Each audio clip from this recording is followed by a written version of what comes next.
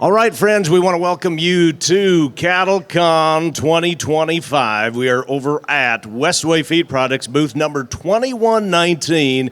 It's your opportunity to finally sit down and visit with our nutritionists, our vets, and we're going to talk dollars and cents. We're going to talk some common sense. We're going to talk cow prices, and we're going to talk feeding cattle. So before we get into this, we need to make some introductions.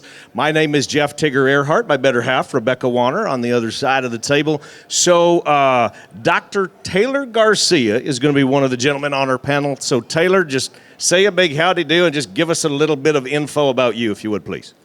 You bet. So I'm native to Texas, grew up in a little town, West Columbia. Me and my wife, we now reside in Stillwater, Oklahoma. We run an Angus-based cow herd. We've started incorporating some Wagyu genetics into that. We also have got some performance quarter horses and some race horses.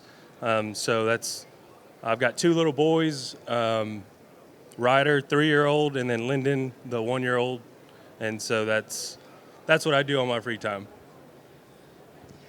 Sitting next besides me, I have Dr. Kelly Newhold. Also, let's hear about your background in the cattle industry. Yeah, I'm a fourth-generation rancher from southeast Colorado. We run commercial cows there, and we've been there for a while.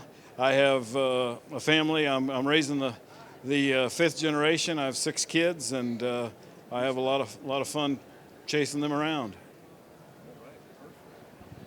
So before we, really dive in the weeds on this, I did a little bit of research, and we appreciate all of you standing around. If you've got questions, make sure you holler out.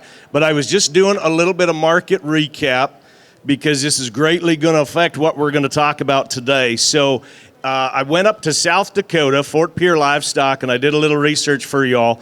This was on the 1st of February. These were bred heifers that sold. They're going to calve in March and April. They were black, baldies, and reds. The lowest bred heifers sold for $2,400. They had a bunch of horns on them. The top heifers sold for $39.25. Okay, they were Wyoming bound. By the way, the weigh up cows, they were as high as $1.58. Now on the fat cattle side, Stockman's Livestock in Yankton, South Dakota. Listen to this. These are heavies. These were 1,815-pound steers. There was no implants on these cattle. They sold for $216.5, which is just a tick over $3,900 a head for fat cattle. Okay? I won't get into bull sales because I think we've all kind of seen what the averages have been on a lot of these different cattle. Anywhere from, we've had averages that have just been breaking the bank on these bull sales that have been 14,000 on up. It's been absolutely spectacular. We've seen these open heifer calves that have been going for as high as $2,600. So it's kind of an amazing time that we have right now in the cattle business. It's extremely exciting. And I will mention that we have a number of questions that we have already that people have sent to us via Facebook, through our other social media outlets, and we appreciate that, and we'll get to those questions as best that we can. So to start things out, Beck, why don't you go to our first Facebook question, let the guys answer that, and we'll just kind of keep opening up. If the crowd has anything, just Beck will come out and grab a microphone, and we can chime on in. All right, my first question came about dealing with Westway Feed Products, and for those of us that may not be familiar, could you guys do a better explanation of who is Westway Feed Products, what is liquid feed, and how does your team support ranchers? Well, Westway Feeds is the largest liquid feed company in North America. We've got about 26 liquid feed plants across the country into Canada and Mexico. We're a molasses-based feed company, but we do use other liquid byproducts like whey, steep, glycerin, those other kind of things. We make TMR products that would go into a feedlot or into a dairy or into cow-calf systems that feed a TMR. Plus we have range-type products that we feed in a lick wheel feeder Those products would primarily bring in crude protein and energy into the cow's diet, which is going to help with our fiber digestion and get the most out of the groceries, the cheapest groceries on the ranch, right? The grass and the hay that we're producing on that ranch. But we're also going to do a good job of delivering vitamins and trace minerals through those supplements. Terrific question or terrific answer there, but I'm going to dive a little deeper there. Dr. Garcia, when you think about nutrition playing a major role in cattle performance, how does the liquid feed help improve forage digestion, overall herd performance? Can you elaborate on that for us? Yeah, so for me, I focus on the southeast portion of the U.S., so it'd be kind of Kansas down to Texas, over to West Virginia, down to Florida. And so I'm dealing with a variety of different types of forages. I'm mainly on the grazing side, so we do some backgrounders and things like that, but most of my focus is going to be on the cow-calf sector. And so really what we're trying to achieve there is we want the cow to utilize as much of the forage as she can, but we know that the forage condition is going to change, forage quality is going to change, and her requirement is going to change as she goes into pregnancy and then later into gestation and then early lactation and so forth. And so her requirement is going to change. And so really what we're trying to do is basically bridge the gap between the forage and her requirement. And so, and we're able to do that very efficiently through our feed products. I'm going to just expound on that just a little bit. When it comes to different ways that we can feed cattle, do you feel that when it comes to liquid feed, and there's the convenience factor, of course, I mean, let's just be honest with it, and that has a lot to do with decisions that we make. Is this convenient and there's not a lot of extra work to do? Do you feel that you lean more on that side of the liquid feed just for the simple fact of the convenience that we allow that cow to go out and she can balance her own ration how she needs to? So the convenience factor is definitely important. I'll be honest, before I came to Westway, so I'm in Oklahoma, I'm kind of in cube country. I'm not bad-mouthing a cube at all. There's certain situations where dry feed comes in. But it does require you to go out and hand feed your cows, which is what I typically did. So whenever I took this position and the territory that I cover, I'm not as home as much as I'd like. And so that convenience factor turns into something that's just huge for me, because I know while I'm out here in San Antonio, my cows have got access to protein, they've got access to energy, trace minerals and vitamins. And I don't have to ask my wife to go out there and bust sacks or run the cube feeder. And so my cows have got access to all that all the time. And so the convenience factor is huge. And then also, I mean, we just came off some snow. I think they even got some snow down here. But you know, when the weather's bad and I don't want to go out and bust, you know, cubes and whatnot, that liquid feed is out there. Those cows have access to it, and so that's just another big advantage that I think people just really don't realize. You know, and I think the universities have done a great job of showing us how we can improve efficiencies by feeding protein every other, every third, every fourth, but there's nothing better than having it out there 24/7, 365, and so I think there's a lot of efficiencies we get by having that out there. The other thing is, you know, especially if you're buying it from a dealer, which a lot of our liquid feed products are bought through dealers, you've got another set of eyes out there, right? And that price of that product you're paying is priced to the cow's mouth, not to the back of your pickup, and then you have to haul it home and all of that other stuff. So I think there's some cost efficiencies that we gain too by using the liquid feed, and then having another set of eyes out there on your ranch, seeing your cows and that kind of stuff. So I think there's a lot of advantages to having a liquid feed. Leading with that and staying with early development, when we consider and talk about fetal programming, how can liquid feed contribute to that fetal programming right from the start and get ahead of it? Well, I think, like you talked about, the price of heifers and the price of bulls, I mean, is outrageous, right? And we're going to want to buy and the best genetics we possibly can. And if we want those genetics expressed, we've got to give those cows the protein and the energy and the vitamins and the minerals they need to be able to express that, right? And so that's fetal programming, right? We're turning on those things, and depending on what stage of pregnancy that cow's in, whether it's first, second, or third, we're going to impact that calf differently. We can impact marbling and the quality of the carcass. We can impact the weight of weaning. We can impact the heifer's fertility and all of those things. So if we put that liquid feed out there and given her access 24/7, 365, we're going to give that cow what she needs to be able to give that calf everything it needs to meet that genetic potential that we've already paid for. And spinning on that, since we were talking about the price that people have to pay for bulls and bred heifers and everything, and I think it's fabulous that we're finally getting prices that we deserve. But let's talk a little bit. I'm just going a little more deeper on the weeds on that, and we are experiencing some phenomenal, I think is an understatement, of cattle prices that we're receiving right now. But there will come a day, and that's where a lot of everybody has been talking, what goes up must come down. I mean, physics just comes into play, and there will come a day when these prices are going to come back down. I hope not, but it will. So why is it that it seems when prices are fantastic right now and we can go and sell bred heifers for $3,900 a round and these open heifers for $2,600, and we can sell yearling bulls that are bull sale for almost $14,000, we're all excited about nutrition, right? We're all excited to bring that liquid feed out. We're all excited for all these things. But when those prices start to slowly drop, you know where I'm doing, you're both nodding your heads on this, why does it seem that we make the mistake and we start trying to cut some corners, and that should be the time that absolutely we never cut a corner? Why is that?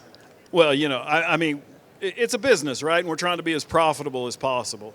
But I think, we can cut corners and pay later, or we can buy some good nutrition and give the cow what she needs and pay now, right? Absolutely. And I think that goes into the fetal programming, but it also goes into that actual cow, because we know when cows are in lower body condition score, either prior to calving or post-calving, we're going to have a lower breed up. We're going to have weaker calves. We're going to have smaller calves. We're going to have all of that kind of stuff, right? We're going to have less milk. We're going to have lower colostrum. We're going to have health issues and that kind of stuff. It's pay me now or pay me later, right? And I do think one of the things we get from liquid feed is it's typically a pretty cost competitive price, right? Most of our protein is an NPN source, which is a very cost effective protein source compared to some of the natural proteins. And so I think in every market, typically we're one of the most cost competitive protein and energy sources that we can feed that cow. And then we're getting the most out of the cheapest nutrient we have on that ranch, which is the grass and the forages that we're growing, right? And so by putting the right amount of crude protein, by putting the right amount of sugars, those rumen microorganisms love both of those things, right? Feed it nitrogen, feed it the carbon that it needs, and they're going to do a better job of digesting those lower quality forages, right? And then they're going to get more out of those forages, and they're going to eat a little more, which if we're in a drought situation, people are like, whoa, you're telling me my cow's going to eat a lot more. But she's not really going to eat that much more, right? We're talking a couple pounds, right. 1 to 3 pounds of dry matter per head per day, and if you're saying, well, I don't have any to spare, well, then let's cull some of those poorer doers, let's cull some of those other cows to make room for those better cows that are going to make a profit, right? And feed those cows so that they have the body condition score to be able to turn us a profit no matter what the price of calves is. Very well said. That was very well said. I'm going to go back a little bit, we talked about fetal programming, but then now how about late gestation and early lactation? We know those are critical times for nutrition. What are some of the key nutrient requirements during this stage, and how can the liquid feed help? So those are going to be the most critical, really, time points for the cow. So in late gestation, that's when the calf is going to go through, or the fetus is going to go through the rapid development, and so her requirement is going to bump up. So her protein requirement, as she goes into lactation, her protein requirement is going to continue to go up because she's going to start then moving that protein requirement into lactation. But also, you really have to consider energy as well.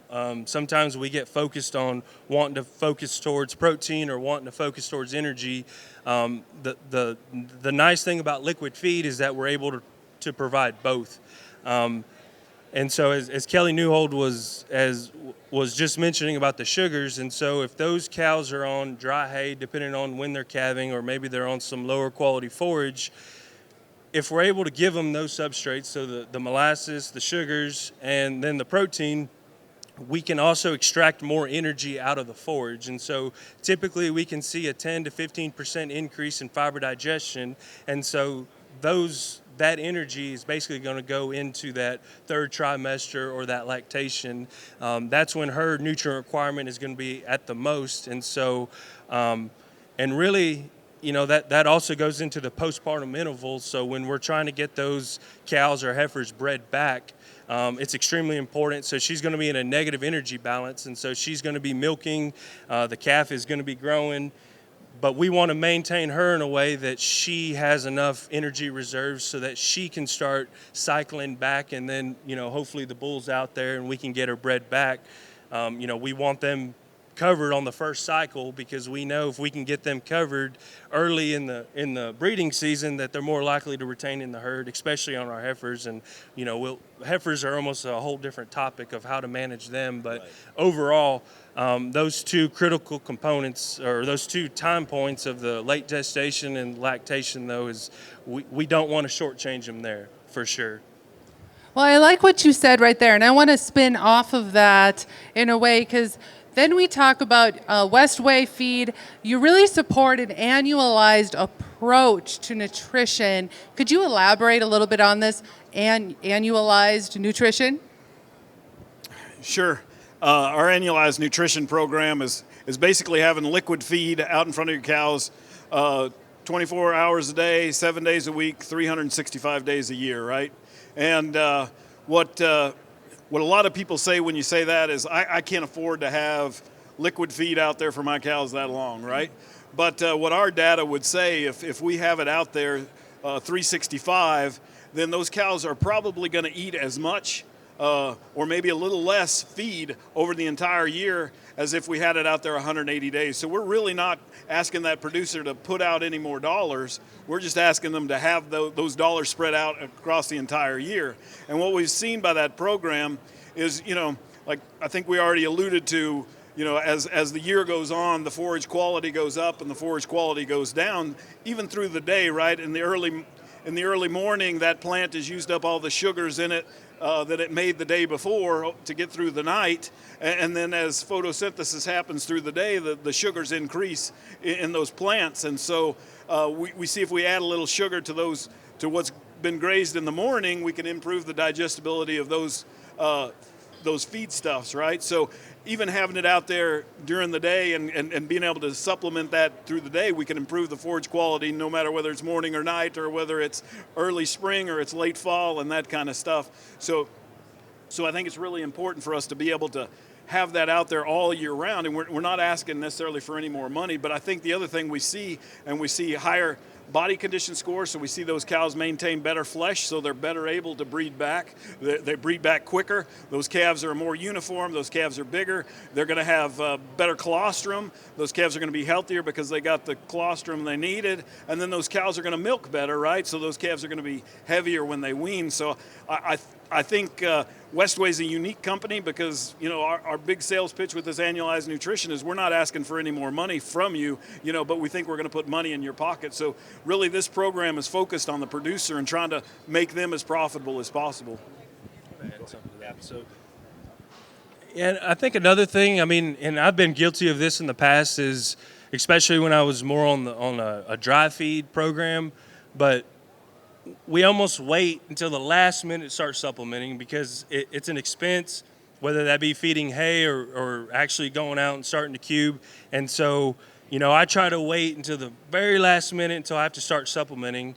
And typically what happens at that point is we're behind the 8 ball. And so we're going to get behind on those cattle. Those cattle are going to be hungry, whether that be if we're supplementing them with hay, they're going to start tearing through the hay. It's going to cost more for me to catch that cow back up rather than me just biting the bullet essentially and not letting her get behind. Right. And so when we keep the feed out year round, you know, and we'll have consumption where, you know, there'll be times where consumption is really good, and then when the grass is green and they're chasing the green grasses, which is what we want them to do, our consumption will go down. And so what we don't see, and this is why it makes sense. It didn't really make sense to me at first because, you know, it sounds like, oh, you just want me to keep feed out there all year round because you're trying to sell feed. Well, if you really think about it, when the grass is green, they're not going to be eating the feed, and so the consumption is zero basically. But you know, if we're in a traditional system where we haven't put anything out yet and we're waiting until basically the forage has gone dormant, the quality is very poor,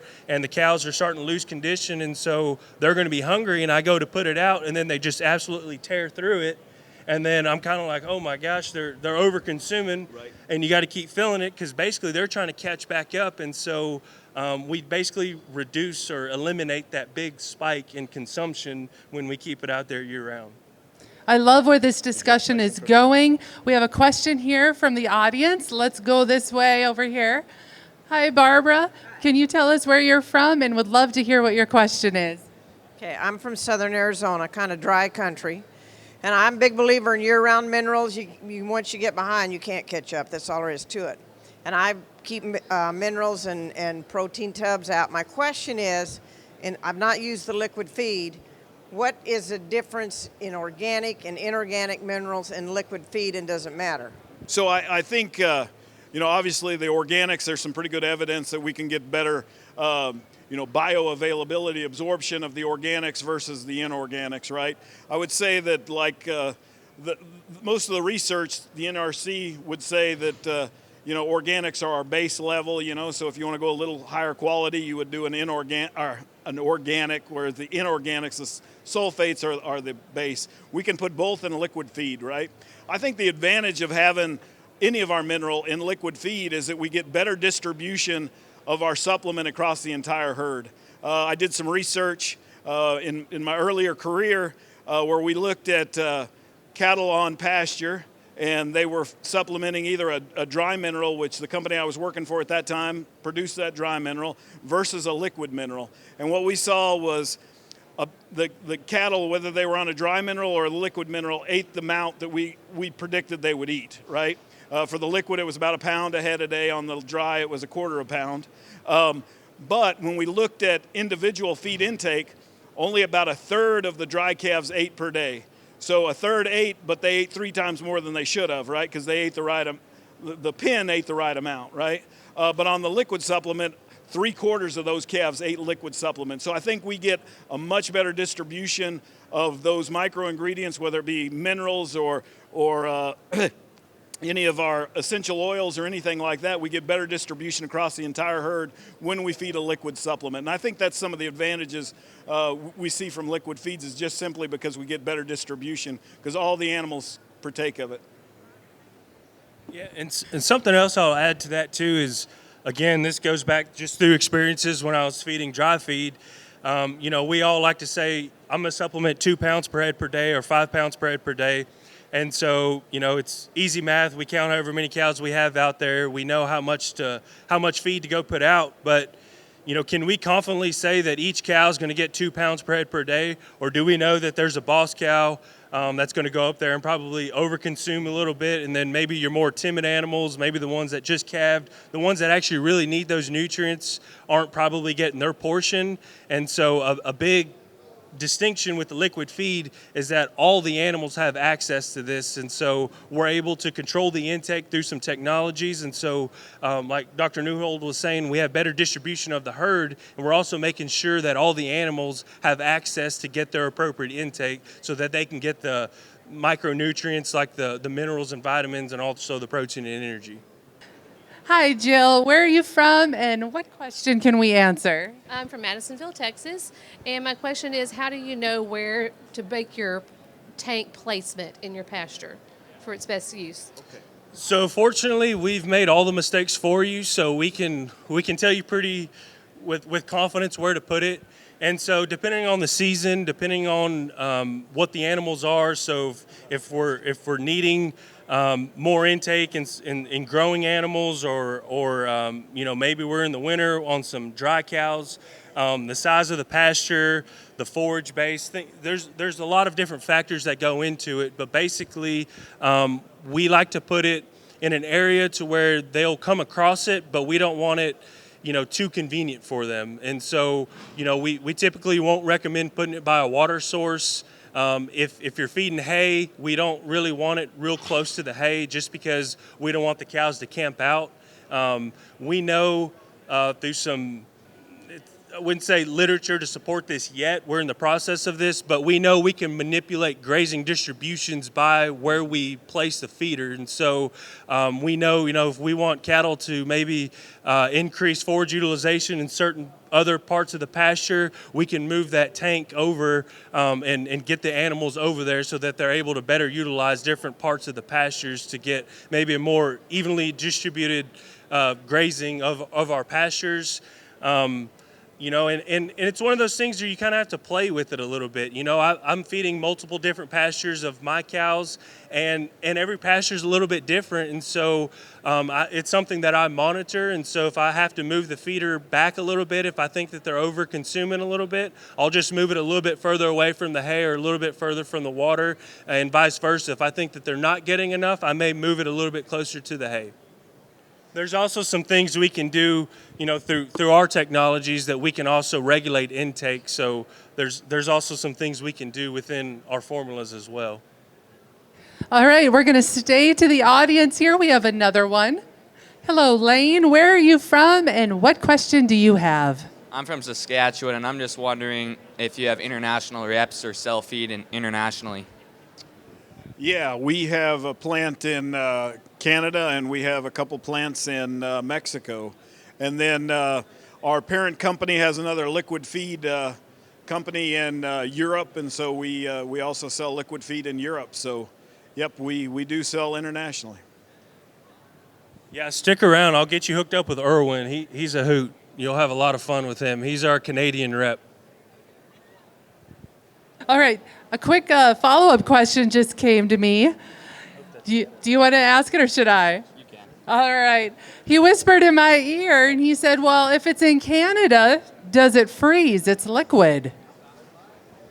So not all liquid is created equal. I'll just say that. And so there are some other liquid feed products that are not our products, but some other liquid feed options, that are available that are a little bit lower dry matter, and those will freeze. And so our products are going to be a little bit higher dry matter, and basically what that means is that there's a lot of molasses or a lot of goodies in there, and not a lot of water. And so sure, there's some thickening, but in terms of freezing, typically no. Yeah, so we can also add other things to it to make it flow better in the wintertime, right? We can use glycerin as a great product. It helps the flowability, and we can add mag chloride is a nutrient we use to deliver magnesium to the cattle, and we can use that, and obviously that reduces the freeze point, right? So yeah, we keep it flowing in all situations for sure.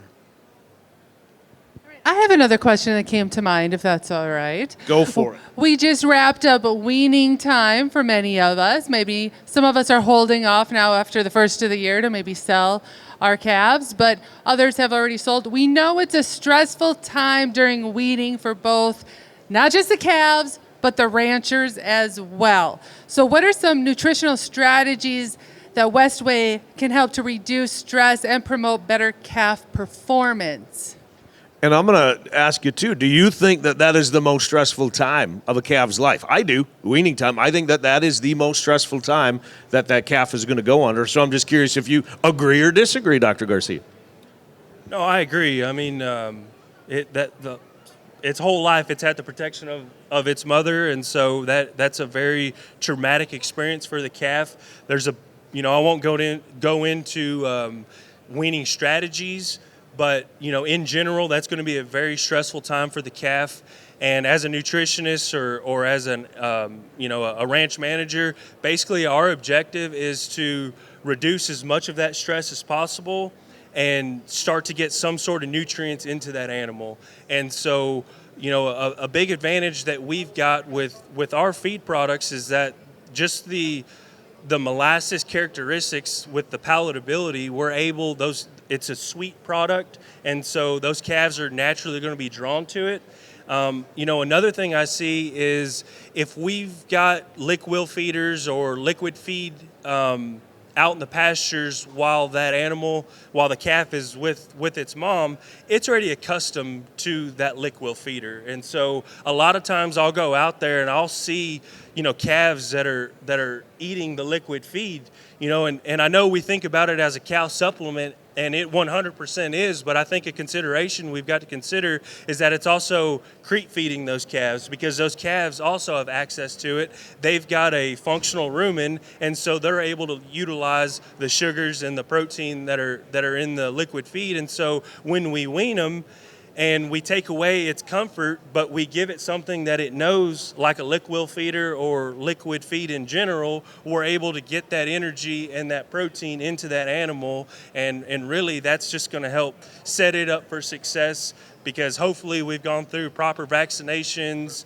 and our other herd health protocols. And so to me, that's one thing that we've got to be really keen on, is reducing that stress and getting some high quality nutrients in that animal. And I think the research is clear. If we get calves to eat, they stay healthy, right? Calves that don't eat get sick. And so I think the key to making sure we keep calves healthy is getting them to eat, and having a highly nutrient-dense diet, right, that's highly palatable is the key to that. And so we can do that with our molasses-type based products, right? They're palatable. We're not adding starch, so we're not adding to that ruminal acidosis or anything like that, and we're adding energy through that sugar, so we'll have a higher pH. We're going to get some fiber in there and get better digestibility of that, and plus we're going to get those micronutrients, and we're going to get those micronutrients stuck to any forages if we're doing a TMR, right? So those micronutrients, every bite that calf takes is going to be as nutrient dense as possible. So I think there's a lot of advantages to feeding a liquid supplement in a weaning diet. Staying on the topic of stresses, we may have covered this a little bit, but I'll bring it back again, because now we look at the conditions of our cows after they've just had that calf. And you're trying to get them back into the right condition for reproduction. We know we want to make sure that the fertility, that's always a major concern for all of us ranchers, cattlemen out there. How does this proper nutrition impact conception rates and overall reproductive success? We know that cows in the proper body condition score, right, they're going to breed back, and they're going to breed back sooner. So we want to have them at least a 5, if not better, and we want to do that before they calve. We've got to set this up prior to calving, because once they've calved, we're not going to put any body condition score on them, right? All that energy and all that, for the most part, is going to go to milk, and they're going to put it into the calf. So we have to have that cow set up before she calves, and we need to be in proper body condition score going into calving. Now, once we get to that cow calved and we're in peak lactation in that first 90 days, right? At that 90 days, then we want her bred, so we've got to keep her from losing body condition in that time. And so having a proper diet and getting enough energy into her so that she can maintain body condition and be able to be in peak lactation, So whether that be saving our best hays for lactation and doing that kind of stuff, knowing what kind of hay we have, right? Taking samples and that kind of stuff is key. And at Westway, we can help with that, right? We're willing to take those samples to make a diet for you, to get a strategy to help you get the most out of those forages that you have on your ranch. Now I'm going to switch gears a little bit, because there is one part of Westway Feeds that has impressed me, and I would like to have you guys elaborate a little bit about this, and that is the options that you offer to supplement cattle in different regions of the country. Let us hear about how you're able to formulate to fit what these producers need for the environment that they are having to operate in. Yeah, so I think Kelly just alluded to it a little bit. And so as a nutritionist, we've got a fantastic team of district sales managers that do a fantastic job of covering their territories. We invest a lot in training, making sure that we stay up to date with any emerging technologies that might be beneficial to our customers, because ultimately the profitability of them is the success for us. And so our sales team does a fantastic job. Our operations, Kelly mentioned earlier, we've got plants essentially kind of scattered throughout the U.S., and so we're able to cover a lot of the U.S. in terms of where our plants are located. But from the tech side, that's what we're there for. We're basically there from the start. So when we start to do the assessment of what are their production goals, what's their forage base, or what are their feeding resources in terms of access to commodities or different feedstuffs, and so we'll kind of figure out what is their forage base and how can we formulate a product or basically develop a feeding program to meet their production goals and be profitable at the end of the day. And so I think that's where our expertise is of free service, but of where it's really valuable, and I think that's real distinction for Westway, maybe compared to some of the other companies. Yeah, and I think, Taylor would cover Florida and that region where we're a lot of trough products, and those cattle are out grazing all year round, right? And we'll change supplements, whether it be a higher protein down to a lower protein during the summer when the grass is changing or whatever, versus like Minnesota and that kind, where we'd have a lot of cattle that are getting a TMR or in a dry lot during the winter, and we can build a TMR product to put in that ration to deliver all those nutrients, bump the crude protein up, and deliver what they need, right? And so I think across the country we do a good job of customizing those products to meet whatever the base nutrients or feedstuffs are in that area and make the product fit. Well, I tell you what, we appreciate everybody that has come out. We've had a great crowd here this afternoon. Dr. Garcia and Dr. Newhold, it's been great to be able to visit with you. And Beck, would you share websites, social media handles, people can go get more information, because I know, like Taylor was just saying, that they're doing continuing education and we'll work with you. So share a little bit more information where they can find out about Westway. Their website, I would recommend checking it out frequently for updates and such. That is westwayfeed.com. Again, westwayfeed.com. And then, of course, on social media, be sure to be following them on Facebook and on Instagram at Westway Feed.